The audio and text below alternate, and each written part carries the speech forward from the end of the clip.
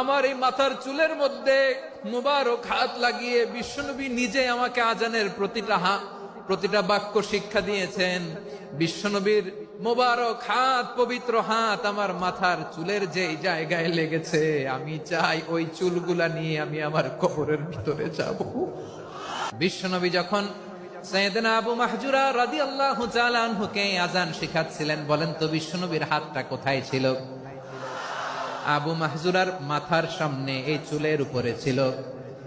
আবু মাহজুরা ওই স্মৃতিটাকে ধারণ করবার জন্য, ওই স্মৃতিকে বহন করার জন্য বিশ্বনবীর মোবারক হাত আবু মাহজুরার কপালের চুলের যেই জায়গায় লেগেছে, মৃত্যুর আগের দিন পর্যন্ত আবু মাহজুরা মাথার ওই চুলে কোনোদিন ছুরি আর কামার লাগায় নাই,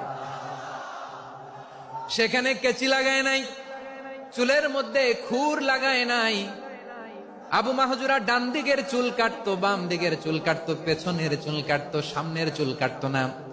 আবু মাহজুরা রাদিয়াল্লাহু তাআলা আনহুর সামনের চুলগুলো বড় হতে হতে যখন এত বড় হয়ে যায়, তিনি চুলগুলো পেঁচিয়ে মাথার মধ্যে রাখতেন, তারপরে তিনি পাগড়ি পরতেন। সবাই জিজ্ঞেস করতো, আবু মাহজুরা এটা আবার কেমন স্টাইল? দেখতে তোমারে কি বিদঘুটে লাগে, কেমন অড লাগে, কেমন খারাপ দেখা যায়। মক্কায় এমন কোন মানুষ তো দেখি নাই, ডানে চুল কাটে, বায়ে চুল কাটে, পেছনে চুল কাটে, সামনে কাটে না। ওরে আবু মাহজুরা, কেমন দেখা যায় তোমারে, তুমি সামনের চুল কাটো না কেন?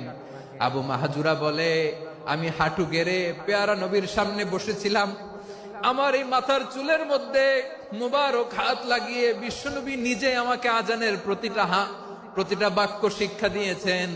বিশ্বনবীর মোবারক হাত, পবিত্র হাত আমার মাথার চুলের যেই জায়গায় লেগেছে, আমি চাই ওই চুলগুলা নিয়ে আমি আমার কবরের ভিতরে যাব।